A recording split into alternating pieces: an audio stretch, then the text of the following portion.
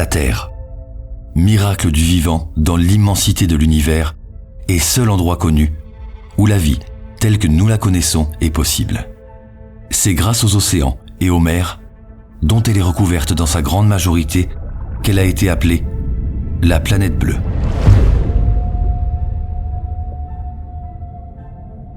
Depuis quelques 10 000 ans, l'homme foule cette planète, dont la vie regorge sur Terre comme sous la mer.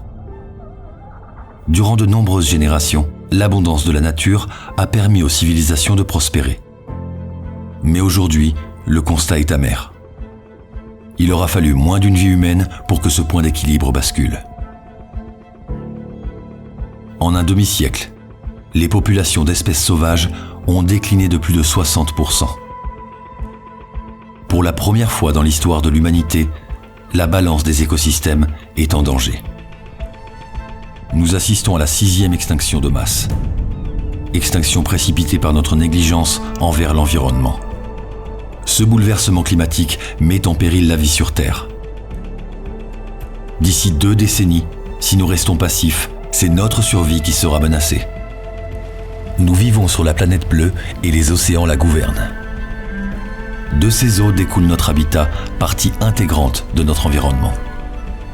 Aujourd'hui, nous partons à la découverte de la mer Méditerranée, l'une des plus petites aires marines existantes, qui représente moins de 1% de la surface des océans. Située entre les terres et source de vie pour les populations locales, la Méditerranée est encore le plus important réservoir de la biodiversité marine mondiale. Elle est aussi à ce jour l'une des étendues d'eau les plus polluées au monde. Préserver sa richesse est à notre portée. Pourtant, si nous n'agissons pas tout de suite, c'est un écosystème unique au monde qui s'effondrera. En décidant de redonner à la mer Méditerranée le temps et l'espace dont elle a besoin, celle-ci pourrait à nouveau voir son espérance de vie prolongée, ses écosystèmes se régénérer et à terme se développer. Toute la richesse et la variété de ces mondes aquatiques, dont nous l'avons récemment privé, nous sont tout aussi essentiels que salutaires. C'est au contact de ces gardiens du quotidien qui ont décidé d'agir pour préserver ces écosystèmes marins uniques au monde que démarre notre aventure. L'avenir de notre planète dépend de la santé de nos mers et océans.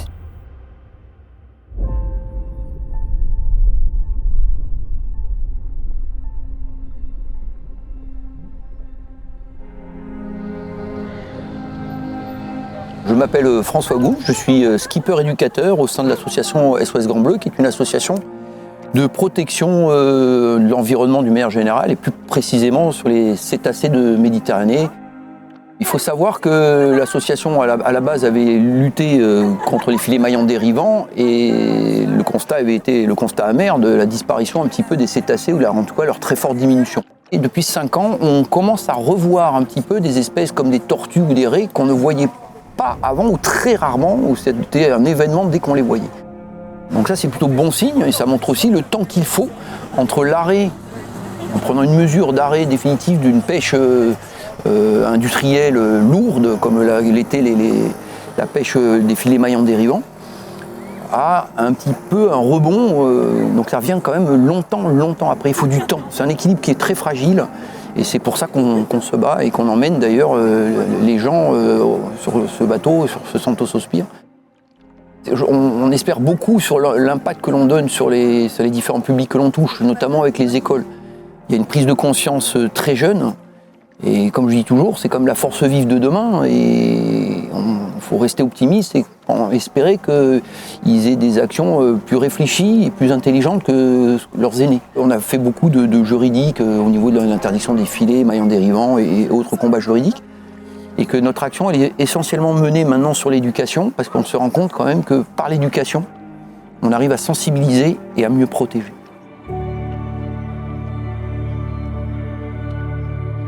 La découverte des océans, c'est quelque chose de relativement nouveau aussi.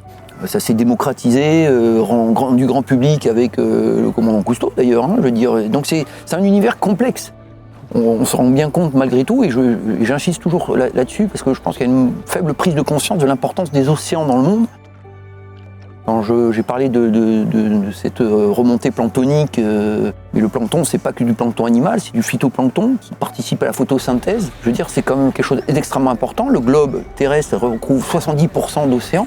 Et c'est aussi important qu'une forêt amazonienne, je veux dire, dont il faut prendre soin bien entendu, mais la production liée au phytoplancton est extrêmement importante aussi. Donc la protection des océans est un enjeu vraiment majeur pour ça. Typiquement, dans notre région, on a des herbiers de Posidonie qui sont à eux seuls producteurs d'oxygène et qui sont aussi capteurs de carbone. C'est important ça aussi. Je veux dire, donc c'est important de protéger tous ces écosystèmes parce qu'ils ont tous leur importance. Mais peut-être dans l'inconscient collectif, c'est peut-être pas une prise de conscience très forte, et pas assez forte. Surtout quand on voit ce qu'on fait de nos océans avec la surpêche et la dégradation que ça peut entraîner. Parce que quand il y a des filets pélagiques qui raclent les fonds, on parle bien de racler les fonds aussi, quoi, je veux dire. Sans compter la biodiversité qui est enlevée dès qu'on désertifie un océan à cause de la surpêche.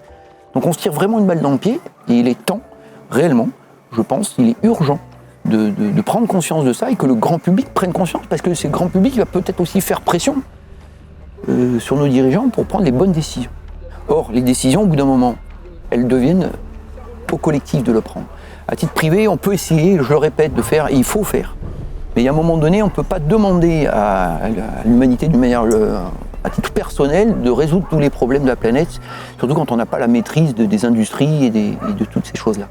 Donc à un moment donné, il y a une prise de conscience politique urgente à faire. Les espèces marines voient leur existence bouleversée et mise en danger par la négligence de leur lieu de vie. En persistant sur cette voie, l'observation du fascinant spectacle des animaux marins cessera. L'harmonie du vivant s'effondrera et tout deviendra silencieux. La stabilité dont nous et toutes les autres formes de vie dépendent est en train de disparaître. Malgré ce sombre tableau, une lueur d'espoir persiste, où les actes rejoignent la prise de conscience collective.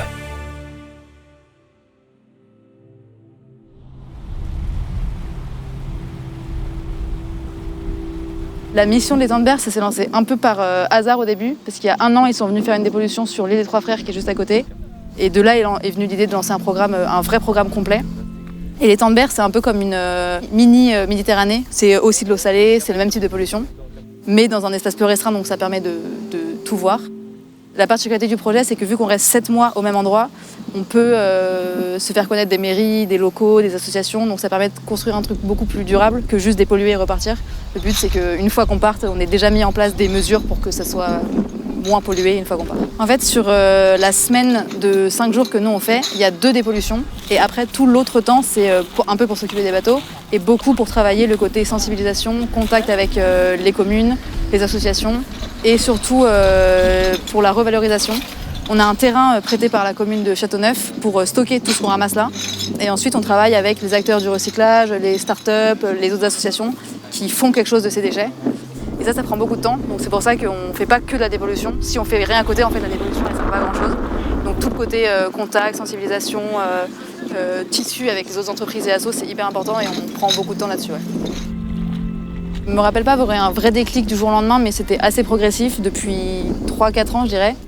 Et de plus en plus, entre autres parce que je commence à m'orienter là-dedans et dans mes études et professionnellement et à lire beaucoup de choses sur le sujet. Et du coup, je voulais quand même voir ça autre part que depuis mon ordi, donc venir sur une action concrète sur le terrain.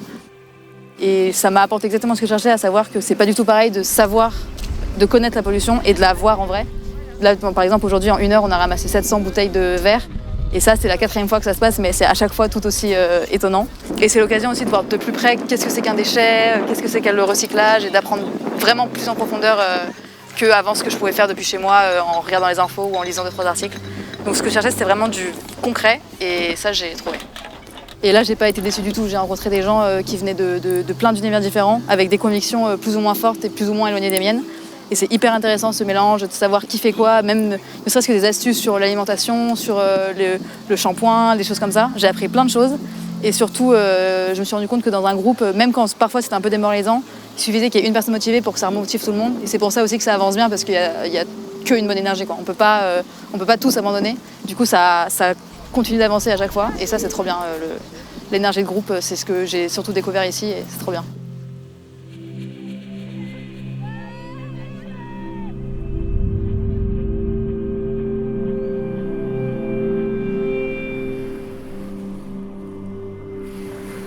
Surfrider est une association qui a été créée il y a 30 ans par des surfeurs qui voulaient lutter contre les pollutions de l'eau et qui aujourd'hui a un rayonnement européen et est composé de plusieurs antennes de bénévoles partout en Europe.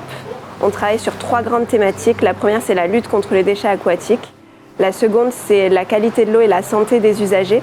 Donc vraiment essayer de rechercher tous les polluants invisibles qui peuvent avoir un impact sur notre santé. Et enfin, la dernière, c'est tout ce qui est lien entre climat et océan. Du coup, la Méditerranée, c'est une mer très très spécifique aujourd'hui en termes de pollution parce qu'elle est semi-fermée. Donc il y a très peu de brassage et tout reste en Méditerranée. Donc on a énormément de pression due au transport, due à l'urbanisation, due au tourisme qui se déroule sur le pourtour méditerranéen. Du coup, c'est une des mers les plus polluées du monde. Surfrider met en place des projets pour lutter contre les déchets qui arrivent en Méditerranée. On travaille sur l'amont, donc sur les fleuves, sur l'intérieur des terres, pour essayer de limiter l'apport de déchets en Méditerranée. Aujourd'hui, au Bureau Méditerranée, on a 2 projets principaux. Le premier, c'est un projet d'éducation à l'environnement qui va se décliner avec plusieurs événements et actions. On a notamment des séances de cinéma sur la plage pendant l'été où on va inviter le grand public, tout le monde, à venir participer à une projection cinéma. Ça peut être un film, ça peut être un reportage, ça peut être un dessin animé ou des courts-métrages et à parler des thématiques environnementales qui sont abordées dans le film. Le deuxième gros projet qu'on a au Bureau Méditerranée, il s'appelle Plastic Origins. Et il part du constat qu'a fait l'ONU que 80% des déchets qu'on retrouve en mer viennent de la Terre. Alors on a voulu se poser la question, ils viennent de la Terre mais ils viennent d'où? Ils sont produits par qui? Et comment on pourrait les éviter? Donc ça fait 3 ans qu'on mène cette étude sur le fleuve du Var et aujourd'hui aussi sur le fleuve de l'Argence en Méditerranée pour essayer d'étudier les causes de pollution, qui rejettent les déchets qui drainés par les fleuves vont arriver jusqu'à la mer et comment on pourrait trouver des solutions avec les collectivités pour limiter cet apport de déchets. Sur le pourtour méditerranéen, Surfrider est implanté sous la forme d'un bureau qui est basé à Marseille où nous sommes 3 salariés. Et puis il y a des groupes de bénévoles sur l'ensemble du littoral, en Italie, en France et en Espagne. Chez Surfrider, on pense donc que la sensibilisation est très importante pour faire changer les choses et pour faire apprendre aux gens l'importance de l'océan et des mers. Et on est convaincu que tout le monde peut changer ses comportements et que pas à pas, en additionnant tous ces petits pas de chacun d'entre nous, on réussira à faire bouger les choses et à faire un meilleur environnement pour nous tous.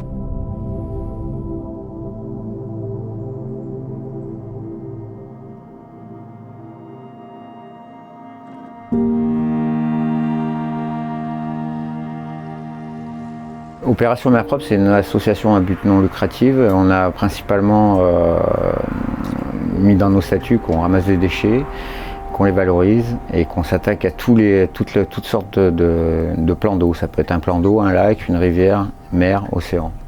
Alors sur la première année, on a totalisé 90 opérations. Donc ça regroupe aussi bien des opérations terrestres que maritimes. Et puis on fait aussi de la sensibilisation école.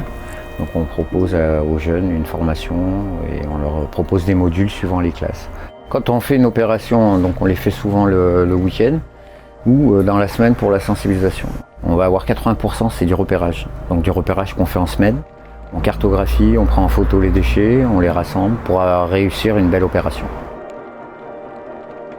Alors on s'est rendu compte que ramasser c'est bien en fait, c'est pas mal, on se retrouve avec des quantités de déchets imposantes, puis on s'est dit qu'est-ce qu'on peut faire avec ces déchets, c'est-à-dire qu'une partie de nos déchets, 20 à 30% maintenant ils sont revalorisés, c'est-à-dire qu'on en fait quelque chose. On a des bouchons plastiques que l'on revalorise, on a des mégots, des canettes, du plomb et différents types de plastique qu'on revalorise.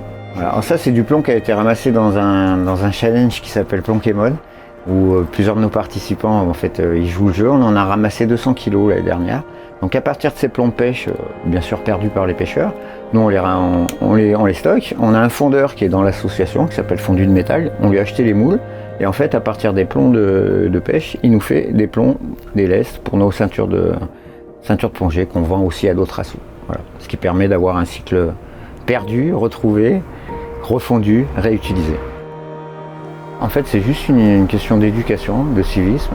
Dès l'instant où la personne le jette par terre, on se retrouve avec donc les avaloirs d'eau pluviale, donc les grilles de caniveau, donc sont rattachés à des exutoires qui se jettent en mer. Nous, sur Antibes, on a 79 exutoires qui se jettent en mer. C'est-à-dire que tout ce qui est jeté par terre finit, suivant, si on a des pluies, ça finit en 24 heures en mer, ou avec le vent, ou plus tard, quoi.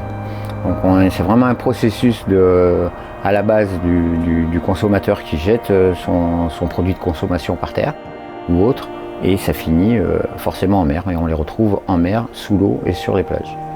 Ce qui est important, c'est quand tu commences à ramasser comme ça, c'est tu ramasses dans du local, tu ramasses devant chez toi, de la plage que tu connais ou quoi que ce soit. À partir de là, on a pu créer des liens avec certaines communes. Donc il y a aussi une grosse partie où on fait des préconisations, donc pour les mairies, pour les CASA, éventuellement pour les régions, celles qui veulent bien entendre. Et on a aussi des solutions on travaille avec des partenaires qui sont spécialistes dans la dépollution. Donc ça peut être des filets de rétention de déchets à la sortie des exutoires, qui vont capter le déchet en fait juste avant qu'il arrive en mer.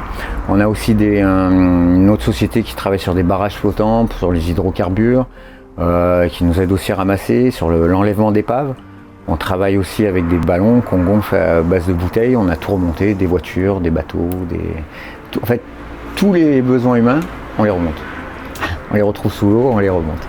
Je voudrais dire aussi que le message, souvent de nos pouvoirs locaux ou autres, ou médias, est souvent basé sur l'individu. C'est-à-dire qu'on individualise, on te dit t'es un vilain humain qui a jeté. Mais c'est pas que lui, c'est pas que le vilain humain.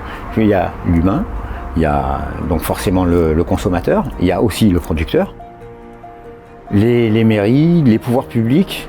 Il y a un problème aussi au niveau de la verbalisation. Il n'y a pas de verbalisation aujourd'hui, donc on sait très bien, il y en a très peu. On sait très bien que jeter un mégot c'est 68 €, je vais vous faire des dépôts sauvages c'est 1500 €, mais en fait c'est loi, on a tout l'arsenal de loi et il n'est pas appliqué. Le rêve, ça serait vraiment de donner aux gens l'éducation, les outils, c'est-à-dire les poubelles dédiées ou alors d'autres choses, et derrière le volet sanction. Si on ne met pas les trois, si on dit ça sera juste la faute de l'individu au moment il y en a marre. Même tout le monde peut en avoir marre, entre le Covid et tout, on a passé des époques terribles, donc aujourd'hui si on doit se retrouver encore à payer la facture, et c'est ce qu'on paye, on paye la facture écologique de nos anciens, et tout basé sur l'individualité, c'est de votre faute et tout. Non, l'humain, on n'est pas seul, il y a ceux qui produisent, il y a ceux qui dirigent, il y a ceux qui peuvent verbaliser, tout le monde ça englobe beaucoup de choses. Chaque année, plus de 200 000 tonnes de déchets plastiques sont jetés dans la mer Méditerranée. Un chiffre qui sera doublé d'ici 2040 si rien n'est fait. Aussi invasif que nocif, le plastique et ses microparticules est lui aussi un fléau pour l'ensemble du vivant, que l'on vive sur Terre ou dans la mer. La fragile diversité marine continuera à subir les lourdes conséquences d'une telle pollution si nous ne changeons pas nos modes de consommation.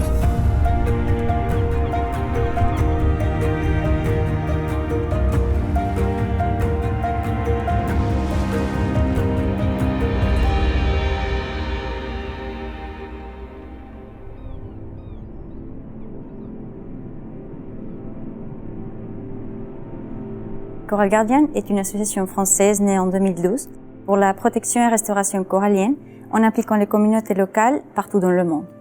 Pour l'instant, on a 2 projets, un en Espagne et un en Indonésie.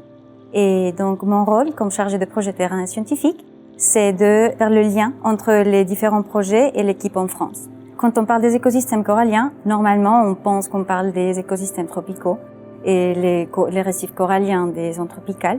Mais en fait, c'est pas que là qu'on trouve des récifs coralliens ou des écosystèmes coralliens. On les trouve aussi dans la Méditerranée, ce sont des écosystèmes beaucoup moins connus, mais aussi importants. Et la démarche de Coral Guardian en Méditerranée, c'est vraiment pour épanouir et la protection corallienne au-delà des zones tropicales et vraiment pour faire comprendre qu'il ne faut pas être dans le triangle de corail pour avoir un projet de protection corallienne. La Méditerranée, même si c'est une mer petite, elle est en état d'urgence par les pressions anthropiques, surtout la pollution, soit des zones côtières, soit pour les activités de pêche. Donc c'est tout le système, inclus les humains, qui est en danger. Il faut déjà savoir qu'est-ce que c'est les coraux. Et c'est des animaux marins qui habitent en colonie et grâce à leur structure, qui s'est donnée par les squelettes, ils donnent de l'habitat et de refuge à plusieurs espèces. Et toute cette biodiversité soutient en même temps les communautés locales. Et il y a 25% de la biodiversité marine qui dépend des écosystèmes coralliens des zones tropicales. Et par exemple, pour les coraux d'eau froide, que c'est un peu moins connu, mais on sait que là où il y a des coraux d'eau froide, il y a 29 fois plus de faune que là où il n'y en a pas. Donc c'est vraiment très important pour le soutien de tout l'océan et pas que localement.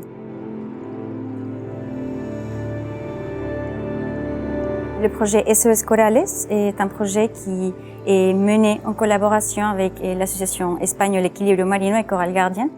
Et depuis ce moment-là, on a travaillé main en main pour la conservation et la restauration des écosystèmes coralliens au sud de l'Espagne, dans la zone de Punta de la Mona. Donc pourquoi cet endroit en particulier? Parce que ici, c'est un endroit assez connu en Espagne pour avoir une biodiversité en termes de coraux très important. Et aussi parce que les conditions océanographiques font que les coraux d'eau froide soient pas tellement en profondeur, mais aussi on peut le trouver depuis 5 mètres. C'est un endroit où on peut avoir accès à un écosystème dont normalement c'est beaucoup plus difficile. Et ça le fait encore plus vulnérable aux activités humaines, surtout par rapport aux déchets côtiers et aussi aux déchets provenant de la pêche. Dans la région, une bonne partie des communautés dépendent soit de la pêche, soit du tourisme, et la mise en danger de ces écosystèmes met aussi en danger le soutien de ces populations. Nos actions consistent en différentes étapes. Une première, c'est le nettoyage des fonds marins qu'on fait soigneusement et à travers des protocoles que l'équipe locale a mis en place. On enlève les déchets marins et pendant cet exercice, on trouve des fragments d'opportunité. Ce sont des fragments de coraux et selon l'état de fragment, on procède différemment. S'ils sont en bonne condition, on les transplante directement sur le substrat en utilisant la bioépoxy, qui est un type de pâte pour le coller au substrat. Et s'ils sont endommagés, les coraux, on les transfère vers les nurseries, qui sont un peu les centres de récupération des coraux. Alors c'est là que c'est plus facile pour l'équipe locale de les soigner, de les nettoyer, de veiller qu'ils soient en bon état avant de les transplanter définitivement sur le substrat naturel. Déjà, il y a l'objectif biologique de récupération des fonds marins et des écosystèmes coralliens à travers le nettoyage et la transplantation des coraux d'eau froide de 5 jusqu'à 30 mètres de profondeur. Jusque-là, on a transplanté plus de 250 coraux. Mais aussi, il y a un objectif en termes social. Parce que notre but, c'est aussi de sensibiliser les populations locales et internationales par rapport à l'existence des coraux d'eau froide. Et pour ça, on a créé aussi des outils auxquels les gens peuvent accéder pour sensibiliser et multiplier le message. Et finalement, le troisième objectif, c'est un objectif scientifique, parce que ce sont des écosystèmes très peu connus. Donc, on travaille en collaboration avec différentes universités espagnoles pour avancer dans les connaissances de ces écosystèmes et surtout des espèces qui les peuplent. Il ne faut pas être spécialiste pour faire partie des solutions pour la protection des écosystèmes coralliens. Il ne faut pas être scientifique, il ne faut pas tout savoir déjà, mais il y a des outils pour mieux s'informer et pour sensibiliser les gens autour. Ce qu'on veut, c'est qu'il y ait de plus en plus de coraux et des écosystèmes qui sont bien protégés en impliquant les communautés locales. S'il y a des gens qui ont des inquiétudes ou qui aiment bien ce sujet, il ne faut pas penser qu'il y a tout qui est déjà fait, parce qu'il y a tout à faire, en fait. Et j'encourage vraiment de développer leur propre projet. Et s'ils ont des questions, il y a toujours des outils pour avoir les réponses, mais qu'il ne faut pas hésiter.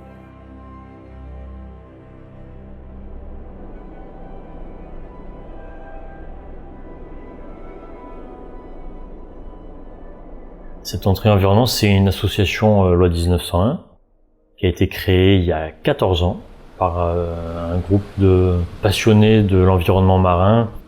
Plus généralement, Septentrion Environnement s'engage pour la protection de la biodiversité à travers des études de suivi des espaces naturels en lien avec des gestionnaires, donc par exemple les responsables du parc national des Calanques. Donc c'est de la science appliquée à la gestion.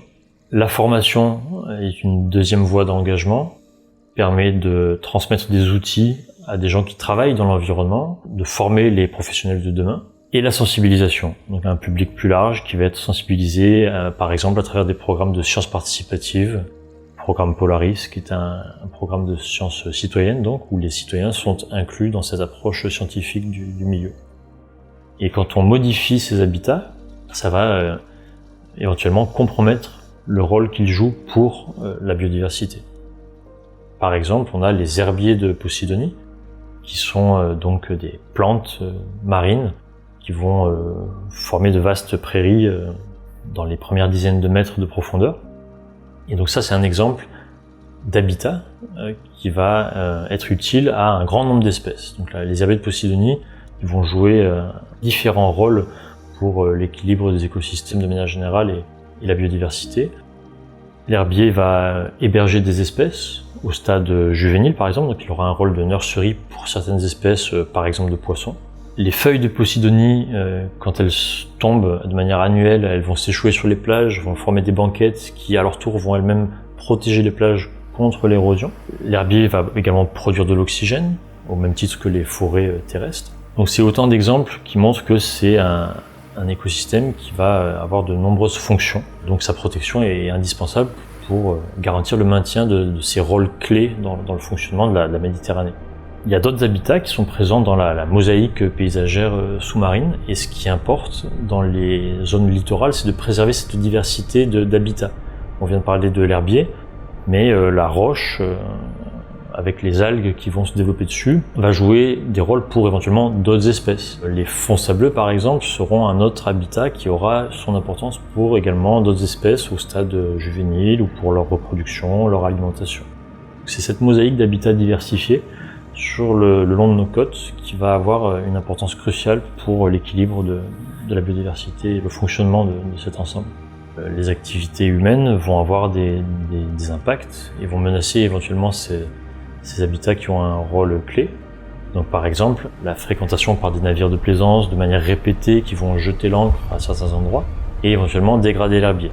C'est pour ça que la réglementation évolue et actuellement les zones de mouillage, donc les zones où les bateaux vont jeter l'ancre, vont être de plus en plus contrôlées, réglementées, et notamment afin d'éviter les mouillages à proximité de la côte, là où l'herbier est particulièrement impacté puisqu'il y a beaucoup de fréquentation qui se concentre sur ces zones côtières. Face à ces différentes menaces et à ces pressions d'origine humaine qui impactent les écosystèmes en Méditerranée, on n'est pas démunis, il y a un certain nombre de solutions qui sont possibles. Bien sûr, une première solution, ça va être de sensibiliser les usagers qui fréquentent le littoral à éviter certaines actions néfastes. Par exemple, on parlait de l'ancrage des bateaux.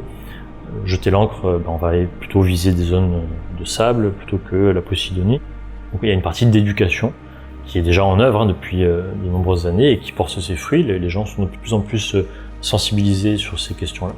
La réglementation, on en parlait tout à l'heure, permet aussi d'organiser les usages, de gérer les flux de fréquentation pour éviter l'hyperfréquentation de certains sites et leur dégradation.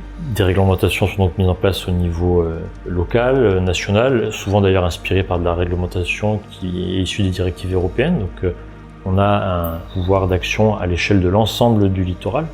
Par exemple, la qualité des eaux s'est grandement améliorée depuis quelques dizaines d'années grâce à l'application de la directive cadre sur l'eau, qui a imposé au niveau des communes le fait de retraiter les eaux usées notamment sur le littoral. Au-delà de ça, on doit continuer à étudier les écosystèmes pour mieux comprendre leur fonctionnement, comprendre comment est-ce que les pressions humaines provoquent des impacts graves sur ces écosystèmes et former les gens qui travaillent sur le littoral pour leur permettre d'avoir des actions de gestion qui soient efficaces. Donc c'est une synergie d'action en fait qui va permettre d'enrayer ces impacts négatifs.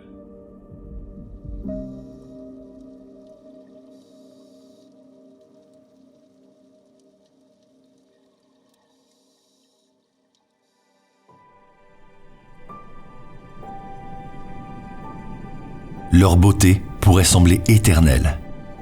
Pourtant, les scientifiques estiment que 25% des récifs coralliens sont en danger et que d'ici 2050, la moitié d'entre eux seront bientôt éteints si aucune action de gestion, de restauration et de préservation ne sont menées d'ici là. Sans coraux, la faune et la flore des récifs périssent elles aussi. La Posidonie, qui constitue ces magnifiques plaines sous-marines ondoyantes, joue elle aussi un rôle essentiel en Méditerranée. Leur dense canopée fournit la nourriture et abrite une faune et une flore abondantes. En l'absence de ces récifs coralliens, les écosystèmes marins sont condamnés et entraîneront avec eux la disparition lente et massive de toute forme de vie. La nature est résiliente et généreuse, à condition de lui accorder la paix. Avec notre soutien, la planète pourra recouvrer ses forces. il est aujourd'hui essentiel de comprendre le fonctionnement du monde naturel pour assurer sa protection. Notre condition et notre confort terrestre nous ont probablement fait oublier notre lien étroit avec les océans. La Terre est un habitat qui nous est commun. Il devient vital de retrouver le sens des mots cohabitation et coexistence avec eux. C'est dès à présent qu'il faut agir si nous tenons à un avenir où l'homme et la nature pourront à nouveau prospérer.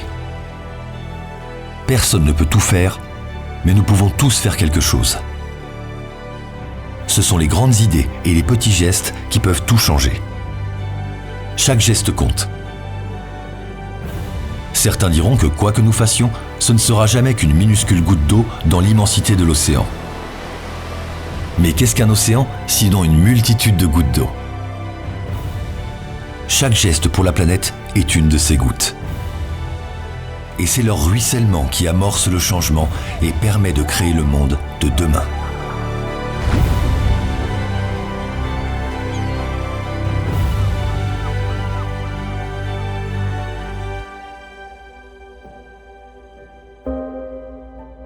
Won't cave under pressure. I go on for days. Make you believe me. You better pray. Born bred overcomer. I can't be contained. When it's all or nothing, make no mistake. I'm a game changer.